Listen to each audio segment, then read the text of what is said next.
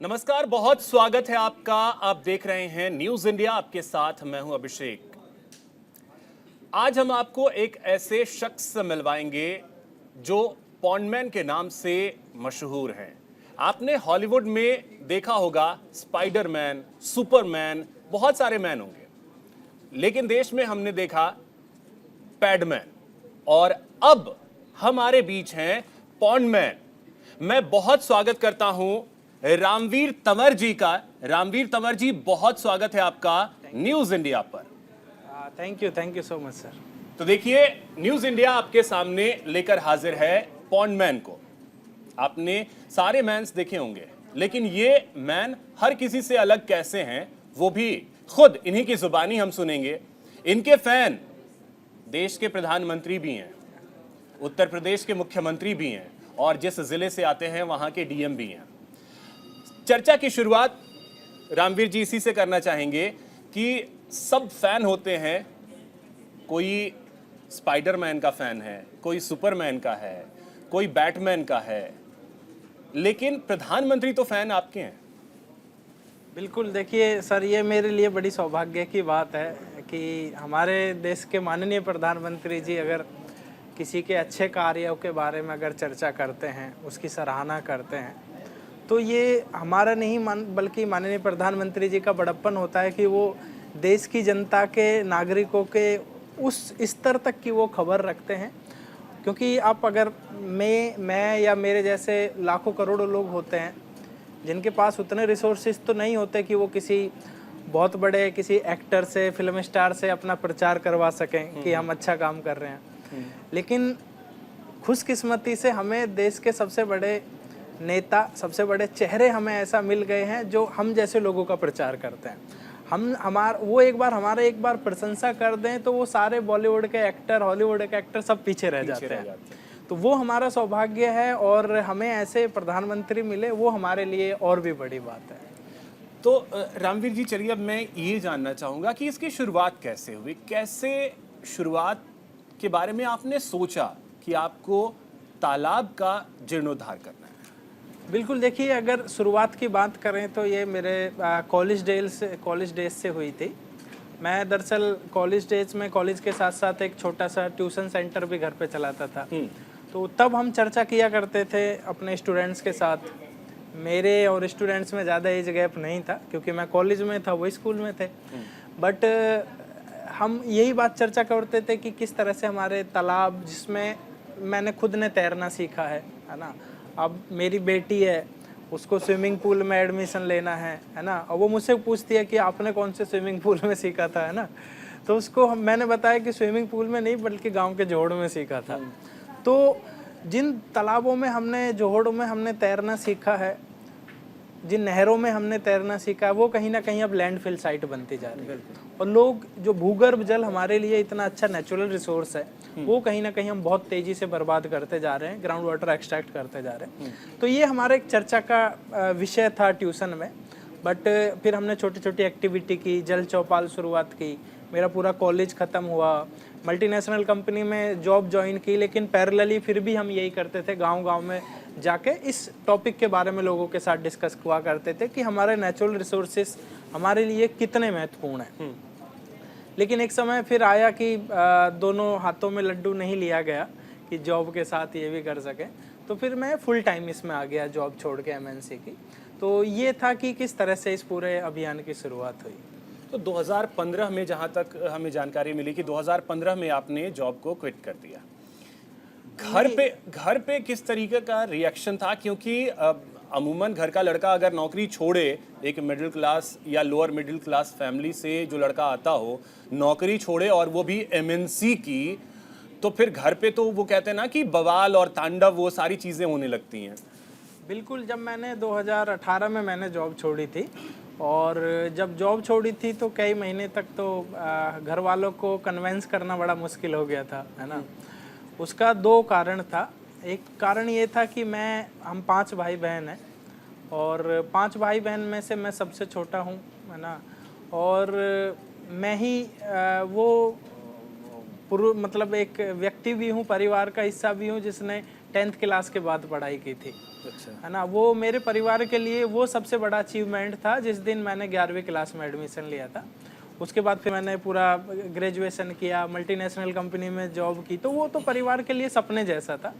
लेकिन आप multinational company की जॉब छोड़ के तालाबों की सफाई में उतर आए, और ये इसलिए ज़्यादा दुखद था परिवार के लिए क्योंकि आज तालाब जोड़ की कंडीशन किसी नाली की कंडीशन से अच्छी नहीं है ना। बिल्कुल।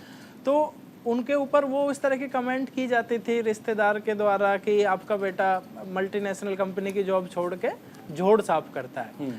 और इस समाज में जोड़ साफ करना, नाली साफ करना, ये क्या है, बहुत छोटे काम समझे जाते हैं, है ना।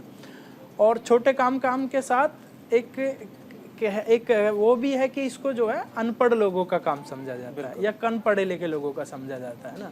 तो वो एक बड़ी बात थी। लेकिन मैंने उनको समझाया कि आप मुझे 1-2 साल दीजिए, मैं जब तक तो पैरेलली ट्यूशन चला ही रहा हूँ, है ना। अपने घर का खर्चा मैं ट्यूशन से निकाल लूंगा, लेकिन आप मुझे 1-2 साल दीजिए, अगर नहीं हुआ तो फिर दूसरी कंपनी में जॉब कर लूंगा। अब मान लो ग्रेजुएशन हो गई, नॉलेज आ गई, ये थोड़ी ना चली जाएगी कहीं। तो लेकिन उन्होंने बड़ी रिक्वेस्ट के साथ 1 साल का मुझे समय दिया। बल्कि उस 1 साल में भी जब जॉब छोड़ी तो अगले 1 महीने तक तो मैं मतलब डर के मारे कि कैसे बताऊं, तो उसी समय से घर से निकलता था जिस टाइम से मैं अपने ऑफिस जाता था, और बिल्कुल उसी समय पे घर में घुसता था जिस समय पे ऑफिस से आता था, ताकि पता ही न चले कि मैं कर क्या रहा हूँ। तो वो था। लेकिन अब कई साल बाद उनको भरोसा होने लगा है कि ये एक इज्जत वाला काम है, ना कि इससे हमारी इज्जत घटती है। और तो जब प्रधानमंत्री जी खुद आपकी तारीफ कर दें तो लोग या कुछ समाज के चुनिंदा लोग कौन होते हैं हमारी बेइज्जती करने वाले? बिल्कुल। लोग कैसे इससे जुड़े? क्योंकि आप एक इस तरीके का काम, जैसे देखिए, जब परिवार जिस काम को स्वीकार ना कर रहा हो, उस काम को समाज कैसे स्वीकार करेगा? फिर आप अगर उसका दायरा और बढ़ाएंगे तो और लोग कैसे आपसे जुड़ेंगे? तो वो कैसे हुआ और उसके लिए आपने लोगों को कैसे कन्विंस किया कि लोग आपसे जुड़ते चले गए? देखिए, शुरुआत में तो बड़ा मुश्किल था क्योंकि लोगों के अंदर एक ट्रस्ट भी नहीं था हमारे प्रति, है ना। हम भी नए थे, और कई बार गांव में जाते थे तो लोग कहते थे कि आपके जैसे बहुत सारे लोग आते हैं, है ना, एनजीओ वाले। तो वो एक कन्वेंस करना बड़ा मुश्किल था। लेकिन जब एक काम किया, एक के बाद दूसरा काम किया, तो हमारे पास क्या है, रेफरेंस क्रिएट हो गया, है ना। कि हम कहते थे भाई उस गांव वालों से जाके पूछिए आप कैसा काम किया है हमने उनके साथ मिलके। तो एक माउथ पब्लिसिटी भी हुई हमारी। और जब माननीय प्रधानमंत्री जी ने प्रशंसा की तो उसके बाद भी काफ़ी लोगों को एहसास हुआ कि नहीं, सच में एक अच्छा काम है और हमें भी साथ देना चाहिए। दूसरा, सोशल मीडिया का हमने बहुत सपोर्ट लिया। सोशल मीडिया पे लोगों को जोड़ते थे, उनके पास एक कैंपेन चलाया #selfie-with-pond, कि आप अपने गांव के तालाब के पास जाके सेल्फी लीजिए, उसके बारे में लिखिए कि बचपन में कैसा था ये तालाब, अभी किस तरह से ये दिखता है, आपकी क्या यादें जुड़ी हुई हैं बचपन की। तो लोगों को इमोशनली कनेक्ट किया तालाबों के साथ ताकि वो हमारे साथ आ सकें। और अच्छी बात यह है कि अब हमारे पास कई सौ वॉलंटियर्स और इंटर्न हैं जो पूरी मेहनत से हमारे साथ काम करते हैं, और कुछ लोग हैं जो ऑफिस में भी जॉब करते हैं और सैटरडे संडे हमारे साथ काम करते हैं। तो एक बढ़िया टीम है और इसी टीम की बदौलत हम इतना काम कर पा रहे हैं। और फिर वो दिन कैसा था जब समाज ने स्वीकार धीरे धीरे, चलिए ठीक है, किया, परिवार ने धीरे धीरे स्वीकार किया, लेकिन जब प्रधानमंत्री नरेंद्र मोदी ने मन की बात कार्यक्रम में आपके नाम का जिक्र किया, आपके काम का जिक्र किया, वो पल, वो क्षण, वो दिन कैसा था फिर आपके लिए, आपके परिवार के लिए और उस समाज के लिए जो कल आपको स्वीकार नहीं कर रहा था? बिल्कुल, देखिए, मेरे लिए तो एक तरह से अविश्वसनीय था, और मुझे तो यही समझ में नहीं आ रहा था कि उनको ये छोटी सी मुहिम जो कि एक गांव के स्तर तक अभी हम सिर्फ करते हैं, वो माननीय प्रधानमंत्री जी तक कैसे पहुंची, है ना। तो और दूसरी चीज़, इस तरह की इतनी छोटी जानकारी भी कि कुछ लोग शुरू में क्या था ना, पॉन्डमैन वर्ड को एक तरह से मजाक में लिया करते थे, है ना। मेरे कुछ कलीग्स थे, कुछ दोस्त थे, क्योंकि मैं तालाबों की बात करता रहता था तो वो मतलब मजाक में पॉन्डमैन कहते थे। लेकिन यही शब्द माननीय प्रधानमंत्री जी तक कैसे पहुंचा, तो वो एक बड़े मेरे लिए मतलब सोच का विषय था। लेकिन सबसे अच्छी बात ये थी कि जो उस एक दिन से पहले तक इसको एक छोटा काम समझ रहे थे, उस एक दिन तक पहले तक जो नकारात्मक विचारों से भरे हुए थे हमारे प्रति, उससे एक दिन पहले जो इसको एक तरह से अनपढ़ लोगों का काम समझ रहे थे, उसके एक दिन बाद उनके पूरा रिवर्स होने लगा, वो पूरा उल्टा होने लगा। कुछ लोगों ने फूल माला डालकर स्वागत किया और मैंने देखा उनमें वो लोग भी थे जो एक दिन पहले तक गाली दे रहे थे, है ना। कुछ लोगों ने उसके बाद अपने अपने कॉलेजों में, इंस्टीट्यूट्स में बुलाना शुरू किया। तो दूसरी चीज़, हम जहाँ एक ज़िले के कुछ गांवों तक काम कर रहे थे, आज हम 6 राज्यों में काम करते हैं। तो ये माननीय प्रधानमंत्री जी का ये आशीर्वाद था कि हम इतने सारे जिलों में, इतने सारे राज्यों में एक साथ हमारा काम फैल गया। और हम अब हमारा मिशन है कि माननीय प्रधानमंत्री जी ने हमको एक पॉन्डमैन बना दिया और अब हम हर गांव में, हर शहर में, हर जिले में बहुत सारे पॉन्डमैन बनाए। तो ये तो प्रधानमंत्री नरेंद्र मोदी ने मन की बात कार्यक्रम में जिक्र किया, लेकिन हमने सुना है कि आपके फैन तो उत्तर प्रदेश के सीएम भी हैं।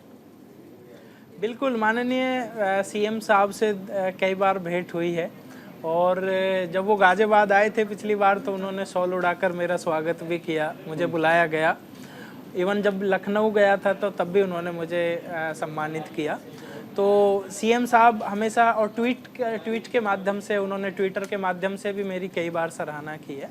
तो ये मेरे लिए सौभाग्य की बात है, चाहे वो हमारे सूबे के मुख्यमंत्री जी हों या देश के प्रधानमंत्री जी हों, सभी का आशीर्वाद मुझे मिलता है। ऐसा भी कुछ रहा कि राजभवन आपको बुलाया गया था जब 100वां एपिसोड था मन की बात कार्यक्रम का, तो वो एक्सपीरियंस कैसा था राजभवन में 100वां एपिसोड सुनना और राजभवन जाना? फिर मैं वही सवाल पूछूंगा कि फिर क्या कह रहे थे गांव वाले, तो वो कैसा एक्सपीरियंस था? नहीं, बिल्कुल वो बहुत अच्छा दिन था मेरे लिए। और मुझे राजभवन से निमंत्रण आया और हमारी माननीय राज्यपाल ने कुछ ऐसे चुनिंदा लोगों के साथ वो मन की बात कार्यक्रम को देखा जो 100वां एपिसोड था, और उनके साथ फिर हमने लंच किया और बड़ी खुशी हो रही थी कि आज हमें राज्य भवन में घुसने का अवसर मिला है।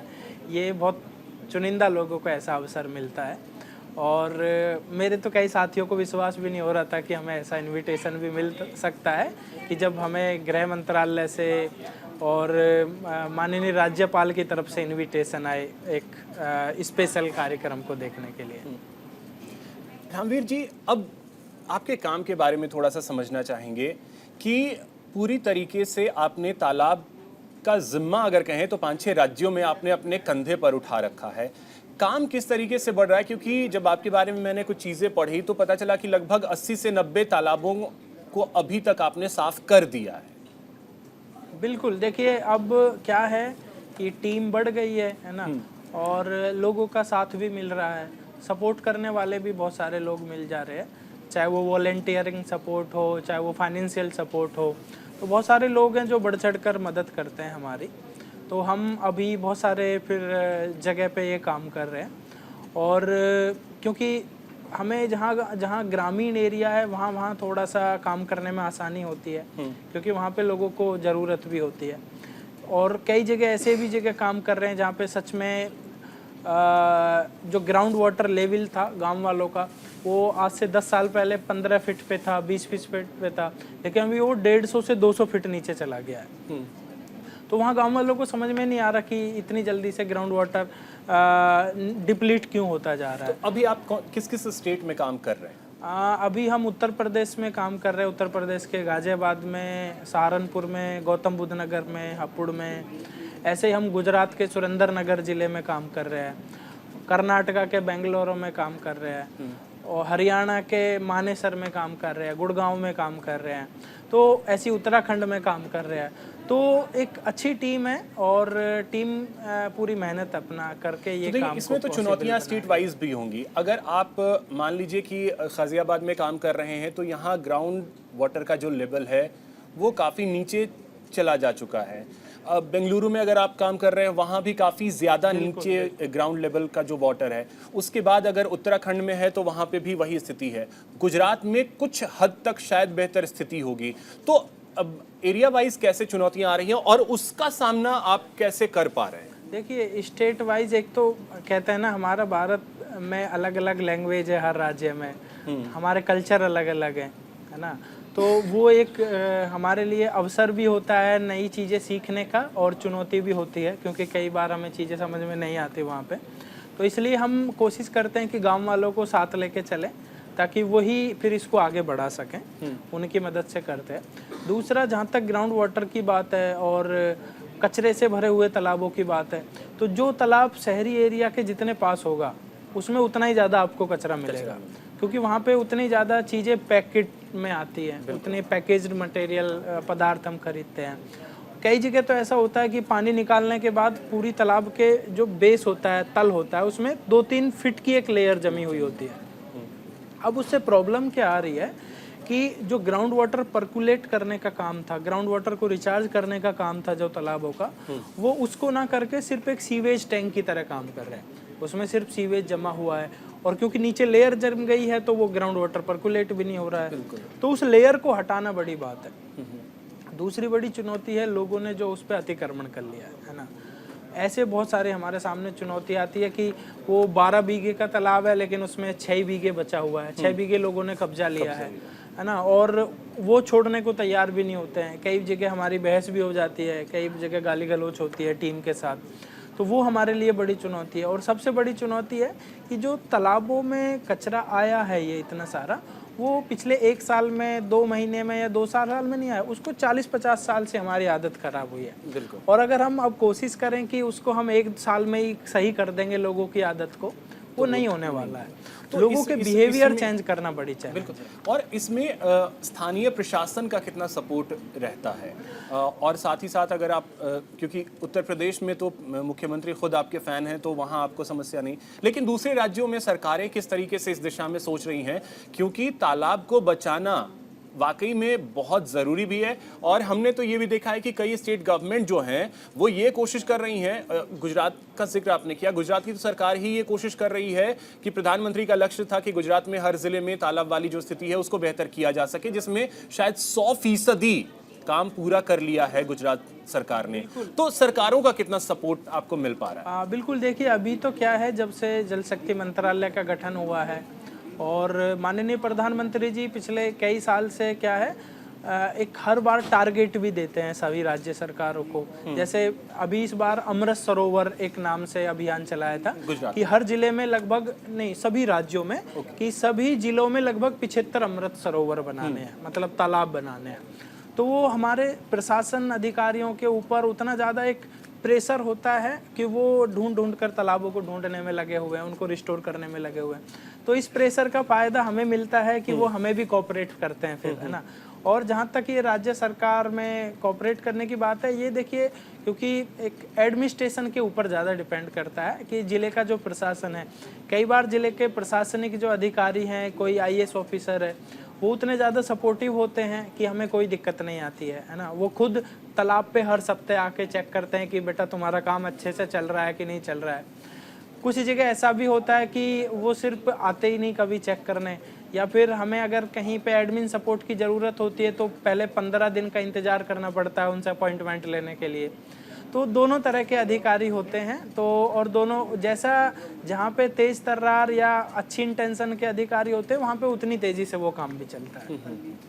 तो ये सारी चुनौतियों से निपटने में आसानी तो और भी अब होती होगी जब से प्रधानमंत्री ने जिक्र किया है, उसके बाद से तो शायद चीज़ें कुछ ज़्यादा बेहतर हुई होंगी। देखिए उसके बाद से क्या है, जैसे हमें सच बताऊं तो पहले किसी भी तालाब को रिस्टोर करने से पहले, साफ करने से पहले ना एक NOC लेनी होती है जिला प्रशासन से, है ना, कोई भी जो लोकल गवर्नमेंट बॉडी होती है।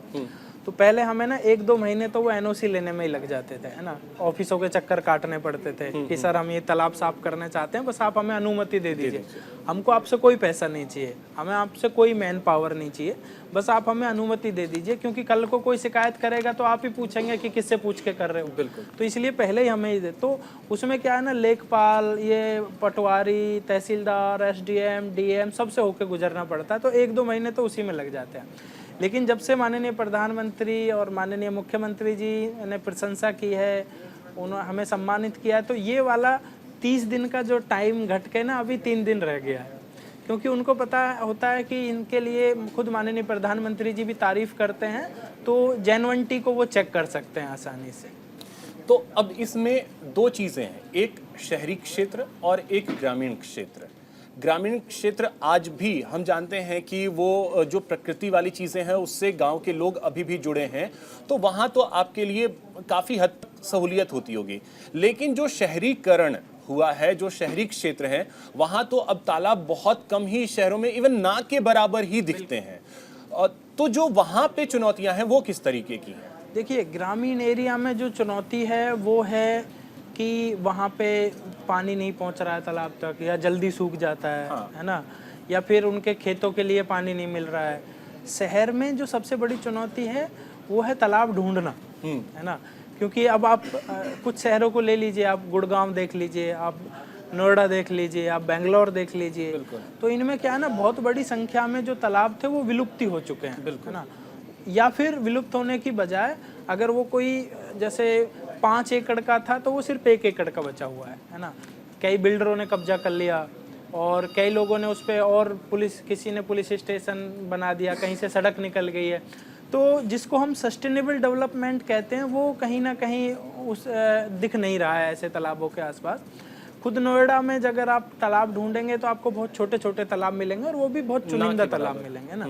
तो ऐसे जहाँ पे ज़्यादा शहरीकरण है वहाँ पे तो सबसे बड़ा चुनौती है कि तालाबों को ढूंढना और जितना बच गया उसको बचाए रखना। लेकिन गाँव में अलग चुनौती है कि कैसे पानी की क्वालिटी को हम सुधार सकें ताकि वो उनकी सिंचाई के काम आ सके, उनकी भैंसों के काम आ सके, और वहाँ का ग्राउंड वाटर रिचार्ज हो सके। तो रामवीर तंवर, उन्होंने अपने लिए लक्ष्य क्या निर्धारित किया हुआ है? मेरा लक्ष्य है, अभी जैसे मैं अपने गांव से एक पॉन्डमैन निकला हूँ, अपने ज़िले से एक पॉन्डमैन हूँ, और ये मुझे भी पता है कि एक पॉन्डमैन देश के सारे तालाबों को सही नहीं कर सकता, है ना। और मैं 100 कर लूँगा, 200 कर लूँगा, 1000 कर सकता हूँ, लेकिन ये जो नंबर है ये बहुत बड़ा नंबर है जिन तालाबों को रिवाइव करने की ज़रूरत है। और वो 1, 2, 3, 4, 100 पॉन्डमैन के बस की भी नहीं है।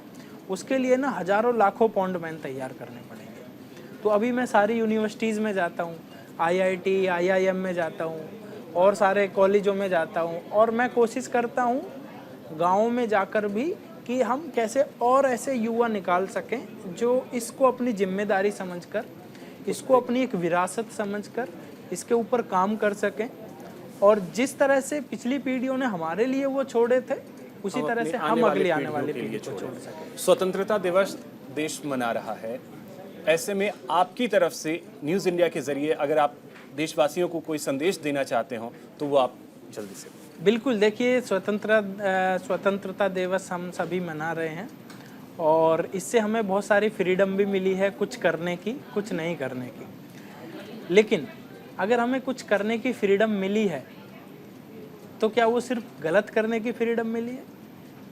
आज हमारे युवा बहुत सारे दंगों में शामिल हैं, आज हमारे कुछ अनएथिकल एक्टिविटीज़ में शामिल है, आज हम कुछ भी कह सकते हैं, लेकिन उसके पैरेलली हमें ये भी सोचना पड़ेगा कि ये आज़ादी मिली है कुछ अच्छा करने के लिए। आज जैसे हम आज तालाब के पास गए, वहाँ पे हमने कुछ पेड़ लगाए, ये मुझे लगता था कि ये आज़ादी को मनाने का सही तरीका है कि आज हमें आज़ादी मिली है, कुछ भी कर सकते हैं, तो क्यों ना कुछ अच्छा करें। अच्छा किया जाए। आज हमें आज़ादी मिली है अपने पुरानी धरोहरों को बचाने की, क्यों ना उसे बचाएं। क्या हमको किसी ने रोका पेड़ लगाने से? नहीं रोका। क्या हमको किसी ने रोका तालाब को साफ करने से या गंदे तालाब को साफ करने से? नहीं रोका। तो हम आज़ादी के नाम पे अगर तालाब में कचरा डाल रहे हैं तो ये आज़ादी का अपमान कर रहे हैं। अगर हम आज़ादी के नाम पे उस तालाब से कचरा निकाल रहे हैं तो हम आज़ादी को सेलिब्रेट कर रहे हैं। तो क्यों ना हम आज़ादी को सही तरीके से मनाएं और आने वाली पीढ़ियों को भी हम इंस्पायर करें। चलिए, बहुत शुक्रिया रामवीर जी, आप न्यूज़ इंडिया पर आए और आपने बहुत अच्छे तरीके से पानी को और तालाब को कैसे बचाया जाए इसके बारे में बात की। तो अब सिर्फ उत्तर प्रदेश या भारत नहीं, पूरी दुनिया देखेगी भारत के पॉन्डमैन को। फिलहाल इतना ही, नमस्कार।